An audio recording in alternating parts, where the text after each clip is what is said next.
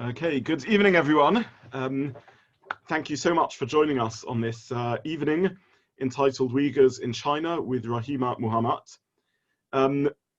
I think this is a really important session. I will introduce our guest in a few moments, but by way of brief background, as we know, China is facing some degree of criticism over its persecution of the Uyghurs, a Muslim minority group living in northwestern China.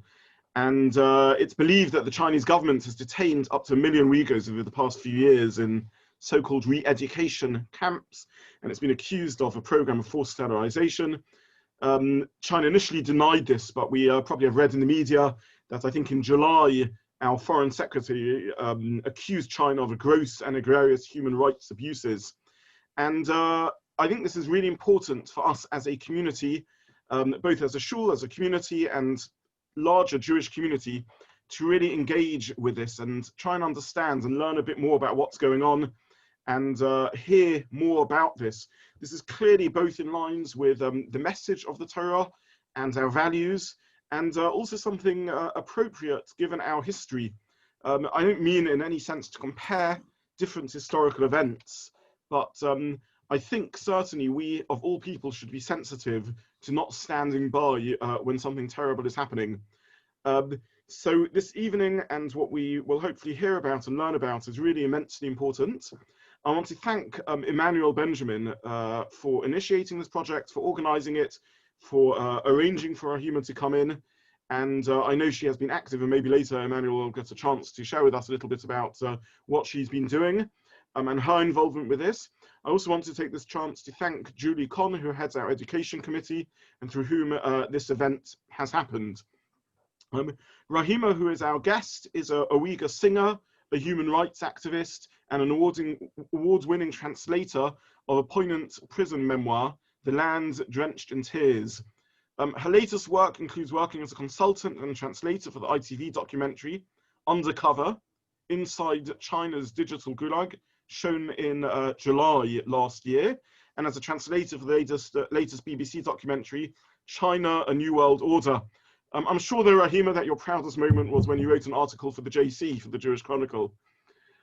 Currently, Rahima is the UK project director of the World Uyghur Congress, and we are really grateful and privileged that you are coming to speak to us and to share with us something about, as I said, an area that perhaps we certainly don't know enough about. The format of the evening will be that Rahima will speak for about half an hour, for some 30 minutes, followed by time for questions and answers. So please, everyone, listen with care and ask questions. You can do so in person by signaling over Zoom that you wish to speak, or via the chat function. You can post questions to me on the chat group, and I'm happy to read them out and ask them. Whatever format works best for you. But I think it will be really important for us both to hear Rahima and also to have a chance for us to ask about whatever we wish for clarification over. So I'm going to hand over to Rahima. I will mute everyone else, including myself, and spotlight Rahima. Thank you so much, Rahima. Over to you. It's a pleasure, and thank you very much. Thanks to Emmanuel and Rabbi Zobin to organize this event and inviting me to speak about the violations that suffered by my people. My name is Rahima Mahmud. I was born in Gholja in the north of what was East Turkestan, and I was brought up in a large religious family. Uyghurs, I don't know how many people really know about Uyghur people, and maybe even my pronunciation is very different from the most of the people who can say, most people say Uyghur instead of the Uyghur spelling of Uyghur. I don't really mind. We are a Turkic speaking Muslims, and our writings is in Arabic. The previous writing before we converted to Islam are used by the Mongols today. The Mongol script is the original previous Uyghur script. And the East Turkestan, the Chinese government, they call it Xinjiang Uyghur Autonomous Region. Xinjiang means new border or new territory. Although Chinese government rewriting the history often claim that this region was historically were part of China, but the name itself, Xinjiang, new territory.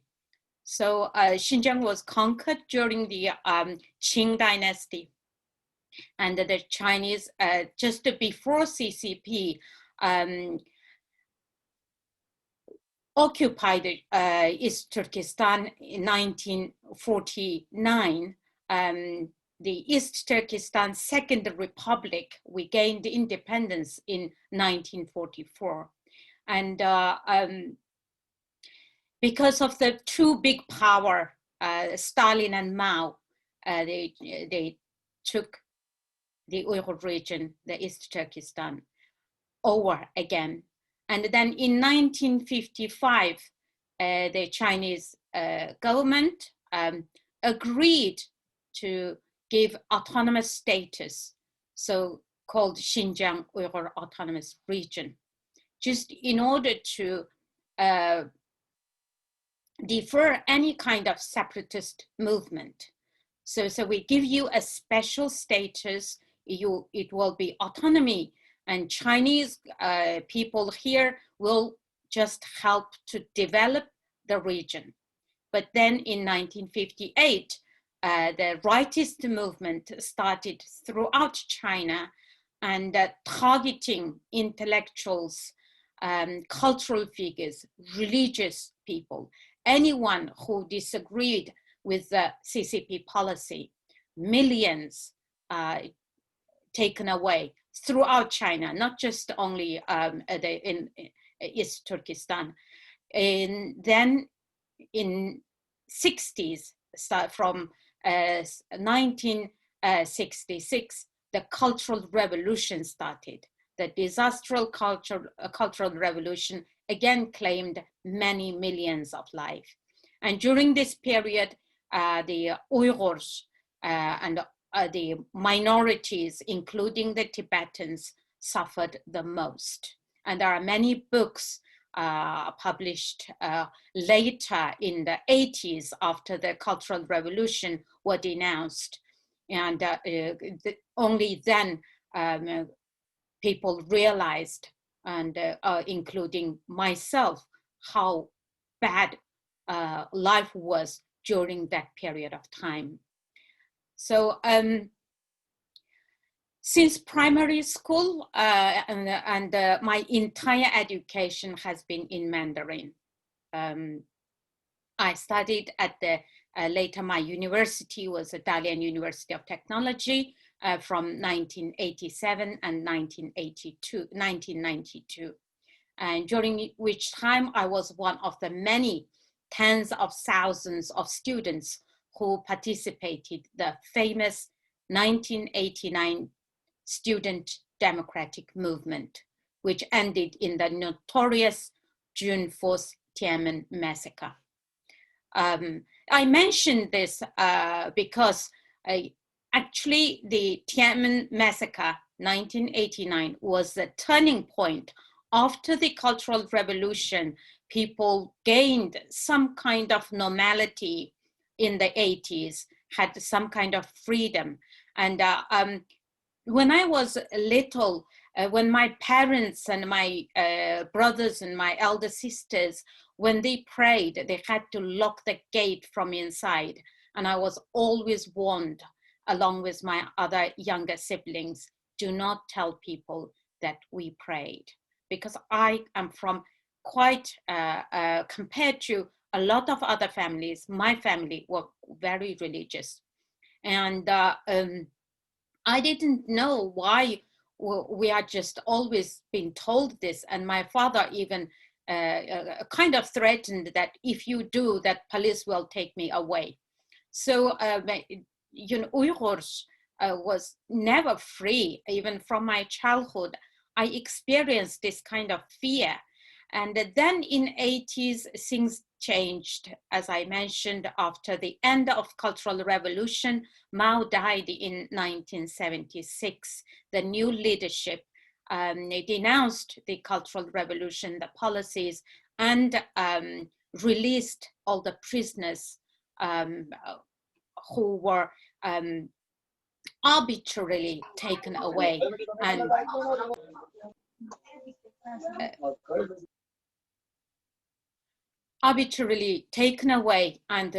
put in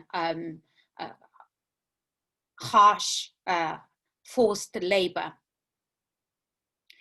And the 1989 democratic movement, it happened because I'm sure everyone knows during the 80s, a lot of political movement in other countries, especially the Soviet Union, the collapse of the Soviet Union, in fact, encouraged young students like myself that believing that China might change the policy, or maybe we can push to change this. Because up until today, people in China have no right to vote, just a one-party policy. And the corruption, also the rights were often abused, not only just the Uyghurs and Tibetans, but the Chinese people as well. So that's the background of the 1989 democratic movement. After the June 4th Tiananmen massacre, I was lucky. I left on the 2nd of June back to my university, 21 hours train journey. And then I learned that on the 4th, many thousand students died. On returning from the university, finishing, I worked at a petrochemical industry in Maitag region, one of the largest petrochemical plants in East Turkestan, and where I found only 10% of workforce were from ethnic minorities background. In Maitag, the Uyghur and other minority population at the time were over 50%. And during my time there, I witnessed widespread discrimination against Uyghur people in every aspect of their daily life. I myself suffered a lot, especially in the opportunities for promotion and jobs. And this was a common phenomenon throughout the East Turkestan. And on February the 5th, 1997, people in my hometown of Rolja took to the streets protesting against the government's discriminating policies against Uyghur people, demanding religious and cultural freedom and equality. As usual, the government crushed the peaceful demonstrators with military force, where over 100 were killed, thousands were arrested, which was followed by mass execution. I was on my winter vacation visiting my mother and family with my 1.5-year-old son. I witnessed how the military and the police terrorized the whole city, searching homes and arresting innocent people. It was heartbreaking to witness the helplessness and despair felt by my people. Many of my relatives and family friends were arrested and later sentenced to a long-term prison. This is the event that led me to decide to leave my country. So in 2000, I managed to obtain a student visa, and I left my country. I came here and lived in the UK ever since. For the last 20 years, I was unable to return home to see my family and my beloved homeland because of my involvement in speaking out against the human rights violations imposed on my people by the Chinese government. And my last contact with my brother was in January 2017. And he said, after 2 months, I couldn't get hold of anyone. And This was on the 3rd of January. I remember it was like yesterday, after repeatedly calling my eldest brother, who's like my father, after my father passed away in early 90s. And finally, when he picked up the phone, I asked him why no one is answering my phone. It has been over 2 months. And he said, they did the right thing. Please leave us to God's hand. And we leave you to God's hands too. And he indirectly told me not to contact them anymore. Up until today, I don't know how they are, if they are safe or interned in these concentration camps. I have tried to find information indirectly, but it has not been possible. Whoever I approached is terrified to get involved, as the political environment is so terrifying. So not long after I spoke to my brother, news about the mass detention of people and placing them into so-called re-education camps started to emerge. And the gruesome details of how people were targeted and criminalized in the claim of cracking down on religious extremism, which in fact applied to all ordinary practicing Muslims. So from the April 2017, my workload as a translator increased dramatically. I came across a lot of documents and interviews, some secret interviews, and I translated. And this was one of the accounts I would like to share at the time. This is one man who gave interview after he arrived in Turkey. He visited his sister who was in camp, and after she became ill, and he had to bribe, he had to pay a lot of money to the police in order to go and visit her. And this is how she described. Said from the outside, on the name board, it was written beautifully, the Party School Re-Education Center. So I went inside lightheartedly because the name sounded very normal. But after having gone inside, I shivered because I became scared. As I walked inside after passing through the gate and the security check carried out by the military, in the front to the left-hand side of the building, I saw over 1,000 people standing in straight lines, singing with empty bowls in their hands. They are all Uyghurs. I heard them singing in broken Chinese accent. If there is no Communist Party, there is no new China. If there is no President Xi, there is no good life. It is a song they must sing in order to receive food. Then in front of me, on the bare concrete ground, there were about 700 people sitting on the bare concrete ground in a weird upright position. They were approximately 1 meter apart from one another and staring at the Chinese flag. I was so shocked at the positions of those set on the ground. Later, I learned that they were actually chained to rings set in the ground. And that is why they were set in such an orderly manner apart. They didn't look normal to me. They were like someone who had lost their memory after a car crash. They behaved as if they were not aware of what they were doing.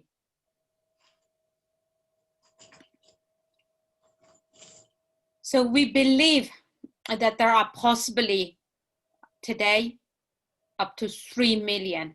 The 1 million figure was in August 2018, the first time when the UN and openly acknowledged the camp and criticized China that holding up to 1 million Uyghur and other Muslim minority.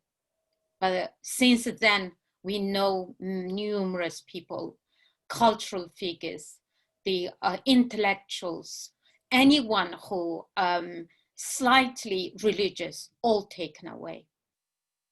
So as working as an interpreter, I have been involved with various organizations interviewing people who have been detained in these camps or prison. Their account about the torture is chilling and horrendous. One person who was released only a few months before we interviewed, and that was last year. And he said there are many people kept in detention for over a year before being moved to a re-education camp. He said that the place of detention was a nightmare. During his time of detention of over 3 months, he was tortured daily. 60 people were crowded into a 60 square meter cell. His worst humiliation was to have to strip off his clothes in front of everyone else and to walk in a circle in view of the camera. And this was repeated by everyone else every night. And also every day when the police siren was sounded, all prisoners in the room had to dive on top of each other and remain there until the siren stopped. And sometimes this could be 30 minutes. And when we asked him why he was arrested, and he said, he doesn't know. He didn't know. He said, I believe because I was arrested, I am Uyghur.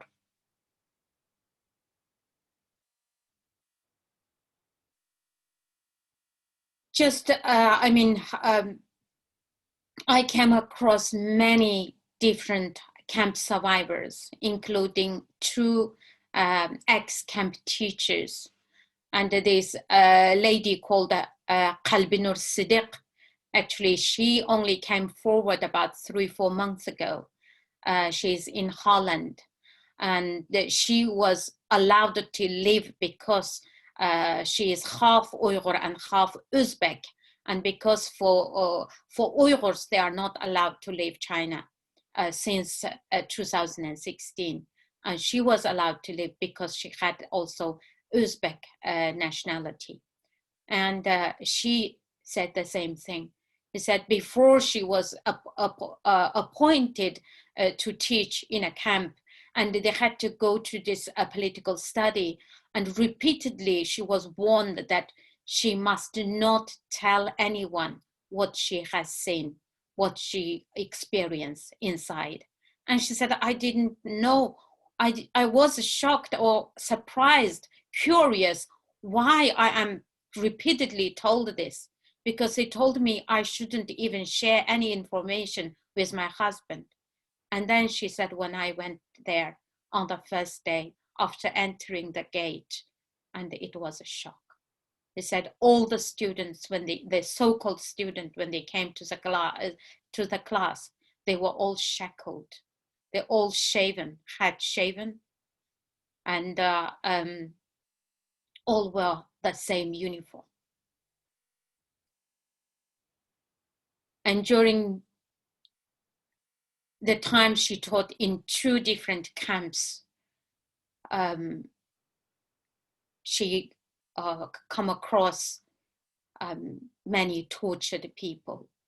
And also Saira Gul, South Bai, whose book is published originally in German, now available in English. And she also spoke of the horror of while she was in camp, when she was forced to teach party policies. And she also mentioned about a torture room that she would hear the screamings all the time. So mentioned about the Undercover China's Digital Gulag that was made by Robin Barnwell. And the film now, it won 7 big awards, including BAFTA, Emmy, and nominated another 7 awards. And so this one high-tech engineer, when we interviewed him, this is what he said. Everyone was fearful, whether those already taken inside or those who are waiting to be taken in. Our relatives under the influence of the state terror dare not even greet one another openly without fear. Even those type of things have completely disappeared. It is unbearable to describe the life there. A knock on the door from anyone would bring extreme anxiety and fright. And the last time when I speak to him, last time when I spoke to him, he told me that he lost contact with his family as well. And a last conversation when he had with his mother, who told him that one of his neighbor's daughter was released in the morning, who is very, very beautiful. And she hanged herself in the evening. And we also heard from this camp survivors, the rape is widespread in the camp. So also during this undercover filmmaker spoke to many Chinese officials for this documentary Undercover China's Digital Gulag. And one Chinese official said, the authorities say it is a special situation here. What is happening is excessive and too extreme. The police look at Uyghurs with suspicion. If a Uyghur refuses to be checked or asks why, they just lock them up. There is no procedure. This is a Chinese official. And so the reporter asked him, do Uyghurs feel their human rights being violated? He said, they don't have human rights. It is not about violation. They just don't have human rights. So you can imagine how I feel when I just learn all this, what is happening to my people, and not knowing what happened to all my siblings and my families. And from the leaked documents last year, November, there was another 403 pages, and then a China cable, all revealed, the classified document revealed everything that what the camp survivors and other reports stated what is happening to the Uyghurs. And this man, Chen Quanguo, who became the party secretary in 2016 and who turned the entire East Turkestan a police state, the open air prison on earth with the most sophisticated high-tech technology and manpower, appointing Uyghurs neighbors to watch out one another and report one another. And he said, these facilities might be teach like a school, manage like a military, and defend like a prison.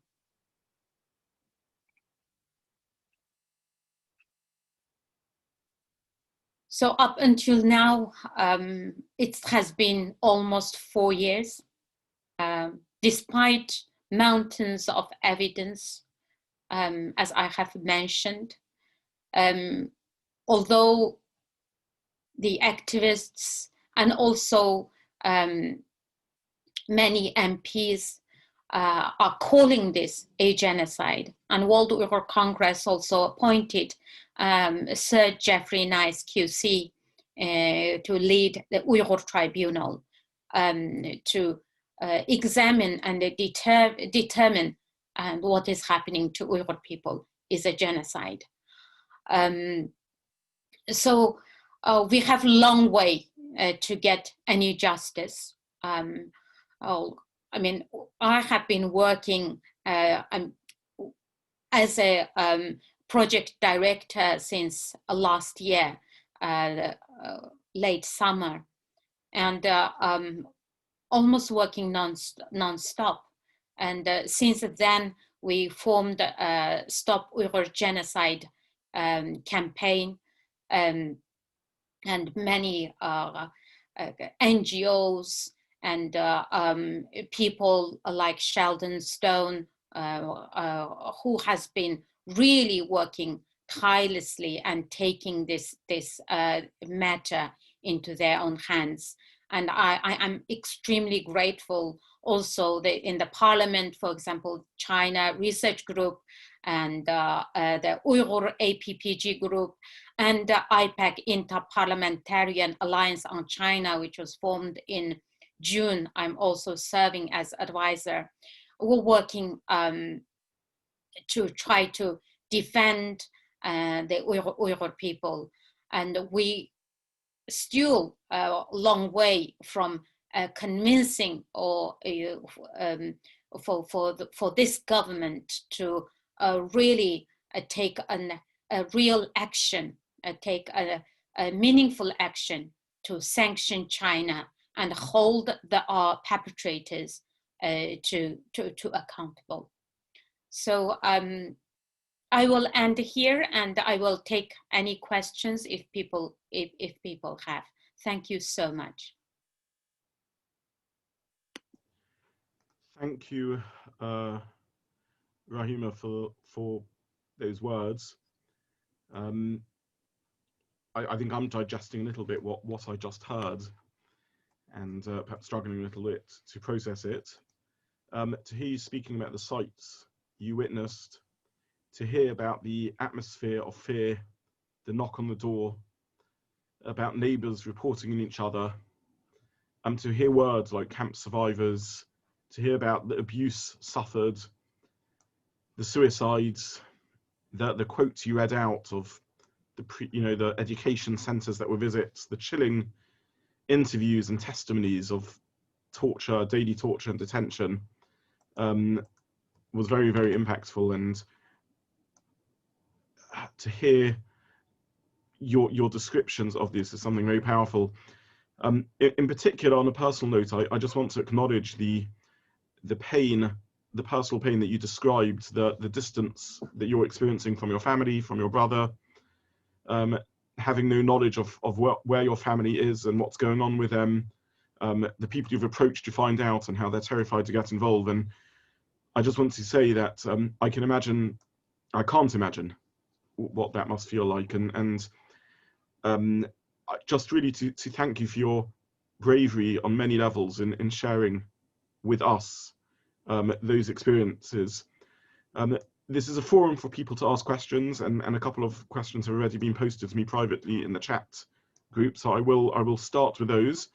But please, anyone who does want to ask something, please post it in the chat, and I'll read it out or indicate to me, and I will. I'll try and give myself a view that allows me to see everyone. If you want to ask something, just try and signal on the screen or indicate to me in the chat that you want to ask something, and I will try to turn to you. But for now, I will. I'll read out the first question that's come through. There were two very similar questions to come through. Both of them started off by wishing you well and wishing your family well and hoping that everything is well with them, that they are safe and well. The first question was really about implications for you in speaking about these things. What does it take to speak about to speak about what's going on in China? Is that difficult? Is that risky? Is it what's involved in that? If you can just share with us a little bit about some of the pressures there. Yeah, thank you so much. It is risky. And only on the 2nd of November, one of the activists who was ex-spy, or Chinese government forced him into spy on the Uyghurs in Turkey. And he came forward last year, gave interview to Radio Free Asia and Al Jazeera. And he was shot in Turkey, and he is still fighting for his life. We are in UK and America and the Western country. We are much safer, much safer, and we know the consequences, what can happen to our families. But I also know that there are people who didn't speak up. Their families been taken away as well. So my decision to, even I protested in 1989, knowing the risk, could be, throughout from the university at that time, is that I feel that if we all just scared and try to protect that little freedom we have, then, more people will suffer. So I believe in God. I believe my life is in His hand, and I try do my best to be very vigilant, to be careful. And I also, because, living in this country, relatively safe. But regardless, I don't think that I can ever live peacefully if I didn't speak up.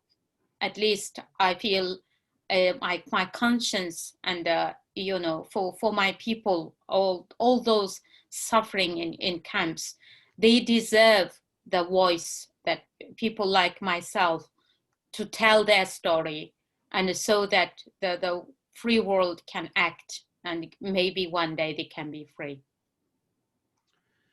Thank you, and I can only repeat again, I'm sure I speak on behalf of everyone when we salute you for your bravery and for your strength, and wish you continued strength in this such an important mission.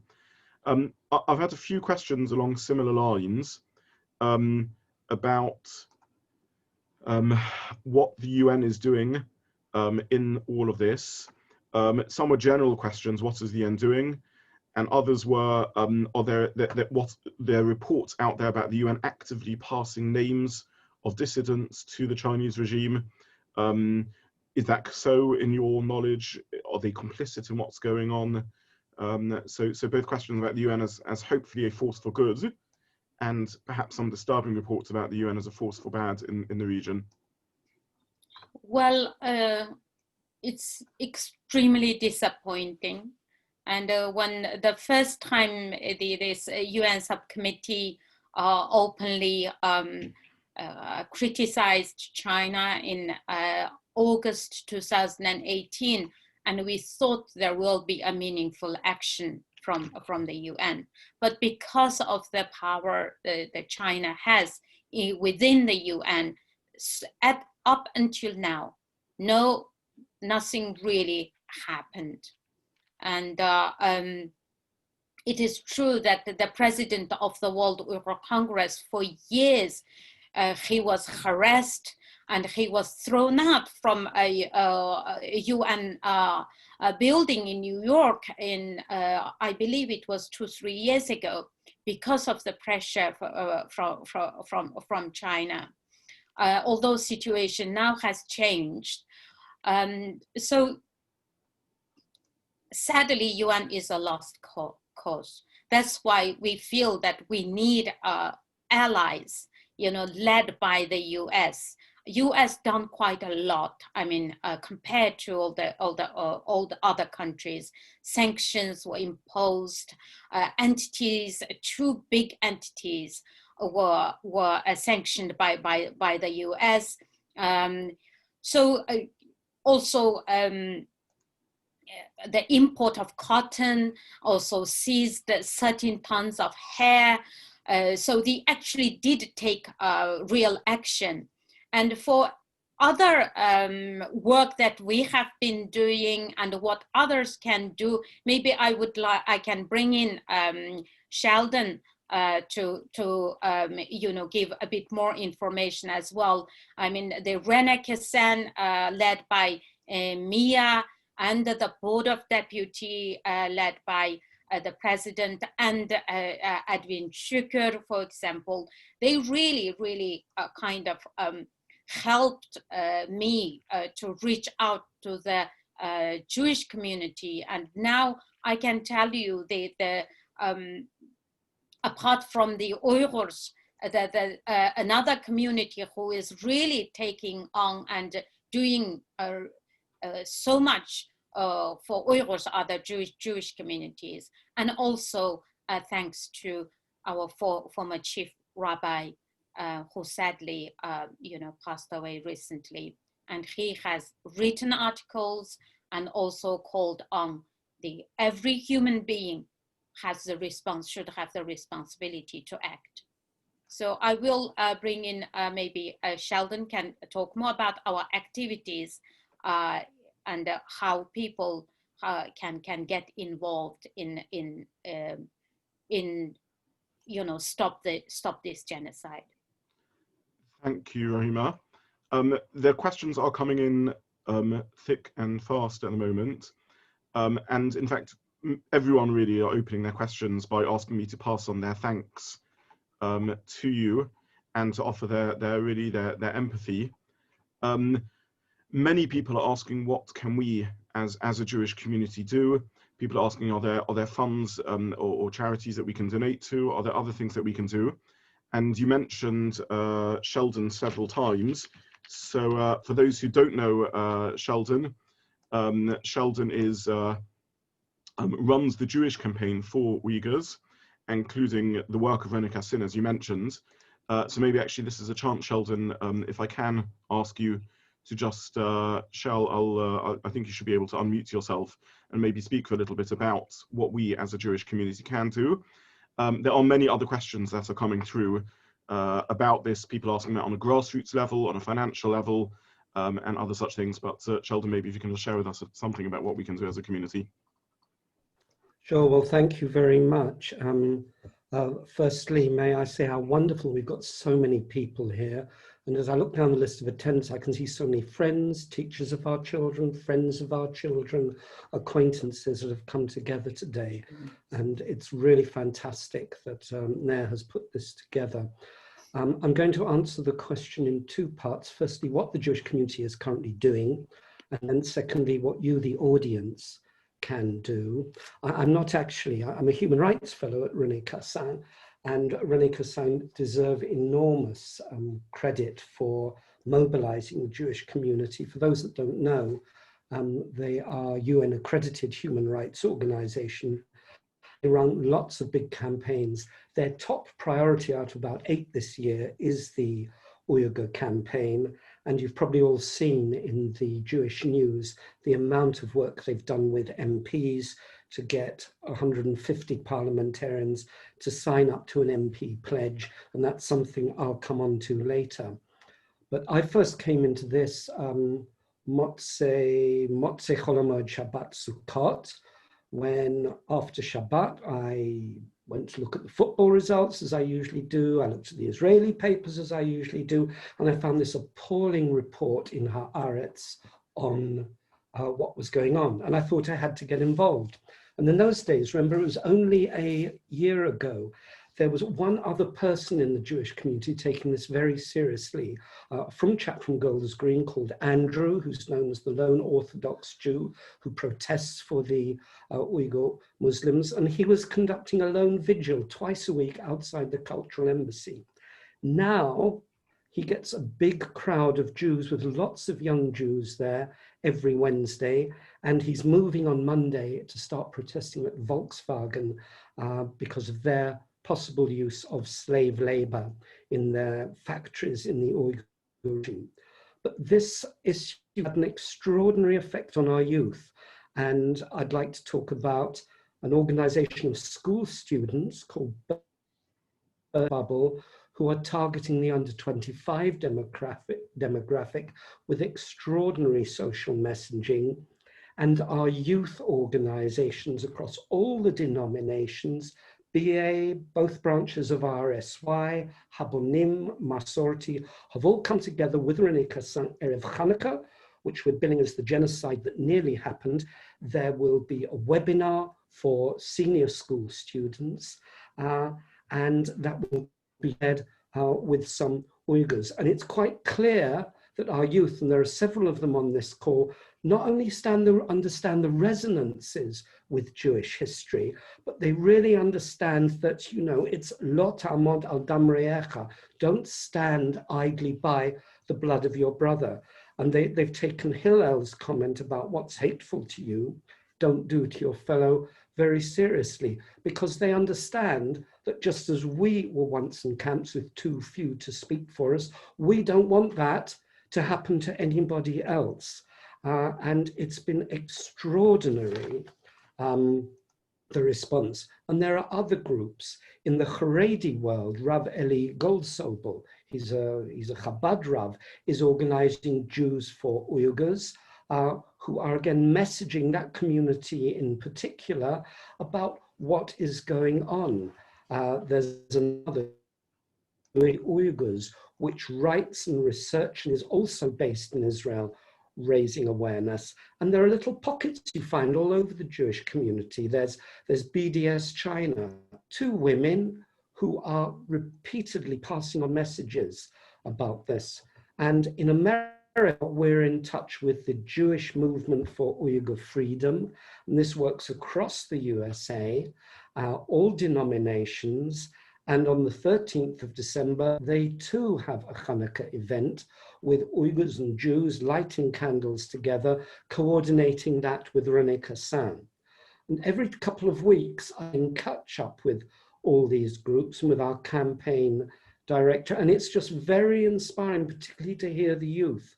But the unity amongst Jewish groups of different orientations is extraordinary. We're used to seeing it when we come to work for Israel, but to see this happening with a group of people far across the globe that historically have virtually nothing to do with this. It's another religion. It's extraordinary. It's humbling. I said to Rabbi Obin, talk about Matovu Ohalecha Yaakov. It's quite incredible. Now, you want to know what you can do. And the Kitzur, in short, there are 5 things. First, write to your MP. The second is donate. Third is be careful where you shop. The fourth is petition. And the fifth is protest. I'm going to go through these very quickly.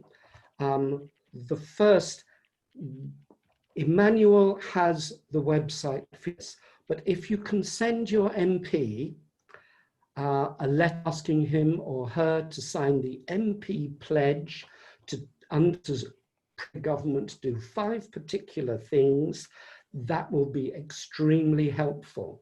What Rahima hasn't told you about herself is she's a very skilled political operator that well entrenched in Parliament with the front bench of the opposition and with many, many government MPs, and the political pressure is rising on that.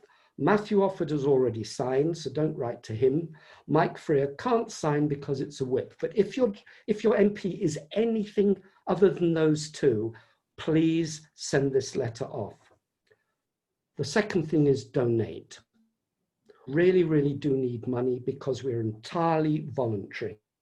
We desperately need seeding funds so we can employ some professional PR and social messaging time to take that load off us and get the services of professional fundraisers so we can become self-raising. Emmanuel has the website, the GoFundMe website, but please, please give what you can because we desperately need funds.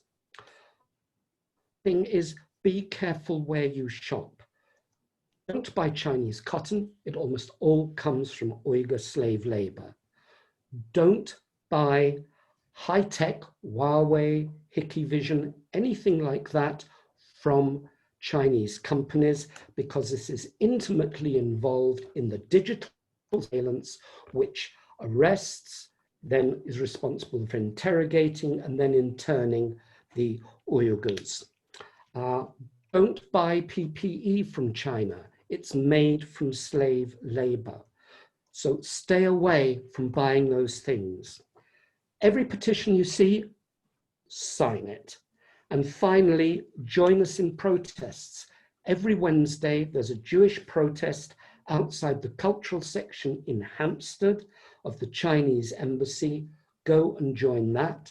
On Mondays, Southgate, Showroom, Volkswagen, go and join that.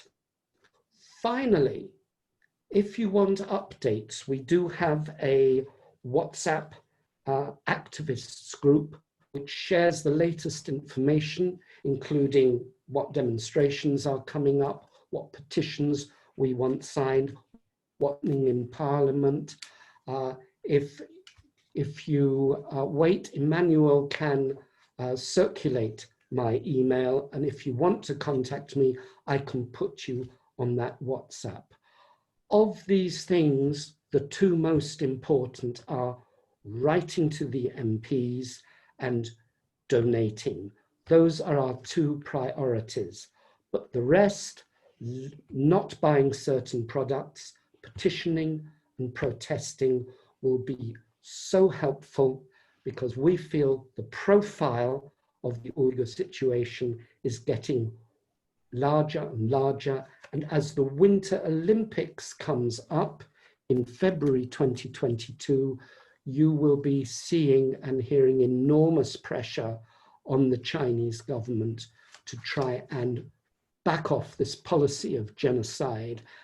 At the very least, allow the Uyghur community in China to have the religious and the cultural freedoms that they are constitutionally entitled to. Thank you. That's all I want. Thank you very much for that. And thank you for sharing those 5 very practical steps with us. And thank you for all your work on behalf of the Jewish community and the Uyghur community. Someone has actually posted here and said that they believe that some 150 MPs and peers have already backed the Uyghur campaign. Rahima, so can you perhaps share with us, has this achieved anything so far? What has this achieved?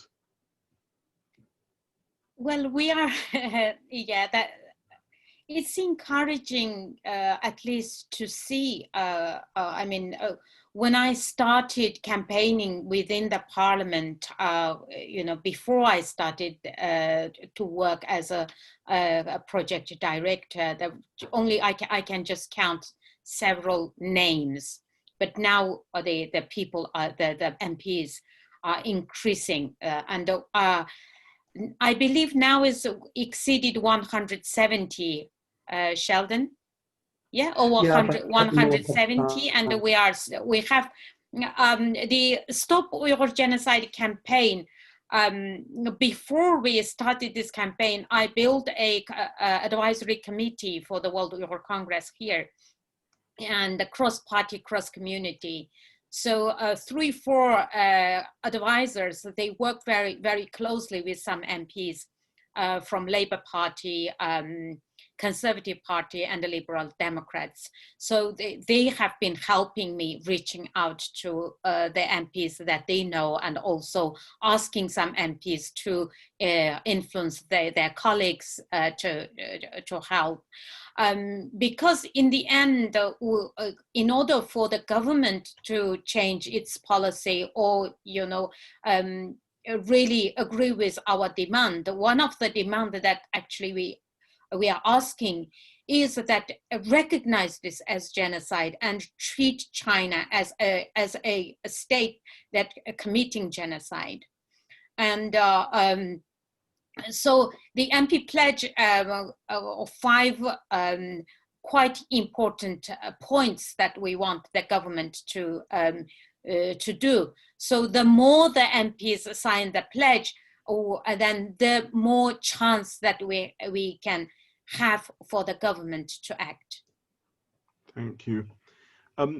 if I can just push on that a little more, and I'm simply doing that because so many people are writing this in the chat.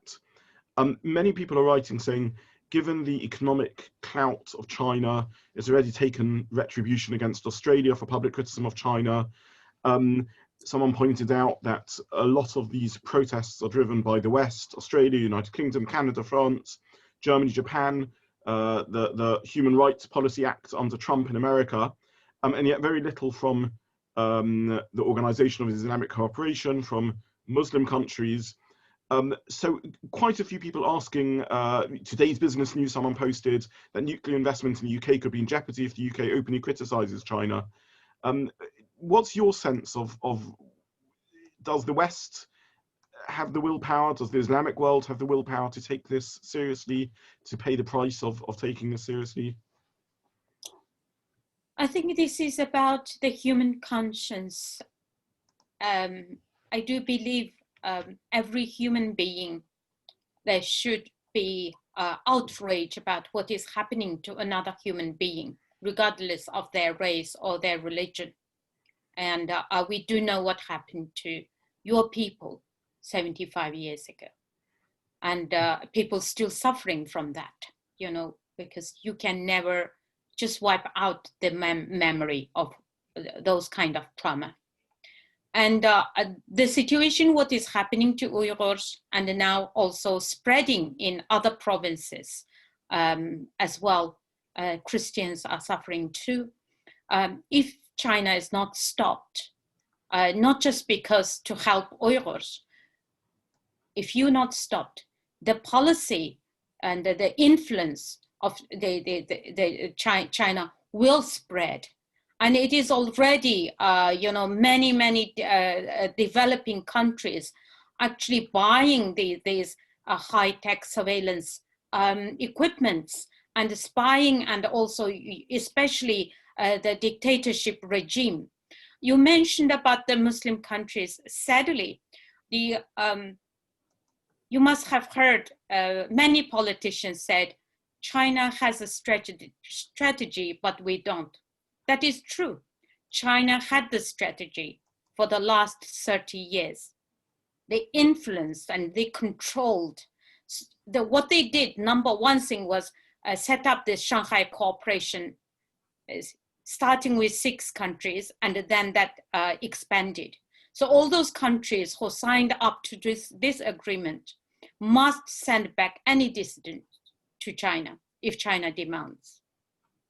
And so Muslim countries, they are, I'm sure you also know a lot of countries, their own human rights record is embarrassing. But you know, they get outraged and go on street protest for a cartoon, but they are not protesting for the Uyghurs. Millions are locked up because of their faith. They've been burning Quran since the beginning of 2017. And I learned that in Ili River, as one of the famous river from where I come from, overnight, people had to run to Ili River, threw away all the religious books, and including prayer mats, when they learned that the cadres will come and search the homes. And that is not really caused any outrage from these Muslim countries, which is really, really shameful. It's very, very sad.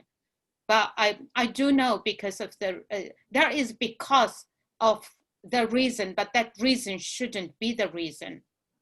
But I don't think that should stop any right-minded people, you know, to follow those shameful, I would say, just a shameful act. It's very hurtful. Yesterday, Saturday, I had a plan. I thought, I'm going to just today, I take one day off. I'm going to just do some singing. And then early afternoon, I received a message from a contact from Turkey telling me there are 3 Uyghurs arrested in Saudi, that they face a deportation. And one of them, I had personal contact. He applied for UN while in Saudi. He has been on the run for the last 3-4 months. But we don't know what is going to happen to them. So my day completely just, turned into a kind of chaos. I had to contact the old reporters, try to contact the people that I know, and my contacts in US, asking them to do something. So this is the situation at the moment. But I try not to become kind of despair from this. I believe in hope. I believe God wouldn't allow this, continue forever. But in order for this to stop, I do believe you mentioned about grassroots level. I think we need to lead this grassroots level campaign, and on also reaching out to a lot of Muslims as well. If the government cannot do anything, maybe people can do. So we have a long way, as I said. That's why we need a resource and manpower to work and to spread the word, to get more people involved and to make a difference. Thank you for that. I'll just ask one more question, and again, forgive me for this question, but a couple of people have asked this. There's obviously a particular resonance in many elements of the story with our own experiences. Someone asked whether there is any truth in the report that hair is being sold globally for wigs from your community in China. Is there any truth in that as far as your sources have told you? We know from the beginning, the Radio Free Asia actually did investigate this. Because from the beginning, some of the reports or some of the notices that I have translated, it indicated that when people are detained, the very next day the hair shaved off, were both men and women. And for Uyghur, especially Uyghurs live in villages and rural areas, especially in Khotan and in Kashgar. Very few Uyghur women would cut their hair. The long hair for Uyghurs is a pride, is a beauty. And so this 13 tons of hair is actually come from Khotan. It's a hair export company. And Khotan, 80% or 90% of the population are Uyghurs. So certainly, almost I can tell you 100%. This hair, especially that the seized 13 tons from the Khotan region. The Chinese government been doing. I mean, the business people used to go to villages and ask for hair, and even then the Uyghur people were like quite surprised what they're gonna do with this, And for us, we don't easily give away our hair. It's a very sacred for us, our own hair. But the fact now they are shaving off this long. The women normally have why they're doing this, and not only just to it's one way of humiliation to cause maximum pain to people. But at the same time, a business and forced labor. Sheldon also mentioned that after 1 year, locking up over 1 million, they felt that it hurt economy, and straight away expanded some of the camps, expanded and built factories inside. So make these detainees work 15, 20 hours, making toys, clothes, and you name it. Thank you. We have unfortunately finished our allocated time. Before I conclude, I just want to point out, first of all, that Sheldon and Emmanuel have posted various links and resources on the chat group. So please, before you log off, have a look at those, a summary of what we can do, various links to donating and other ways we can contribute. Sheldon posted to me privately that there are hopeful steps in terms of the political outcome, perhaps a coalition approach from Biden with the Five Eyes nations to restrict trade with companies involved with genocide, perhaps other efforts put in this area, including government legislation involving trades with nations that are condemned for genocide. So there is hope of an amendment to trade bills about deals with countries which are determined by the High Court to be involved in genocide. There is hope that there will be some significant political pressure imposed on China. So please do have a look at those resources and links in the chat group.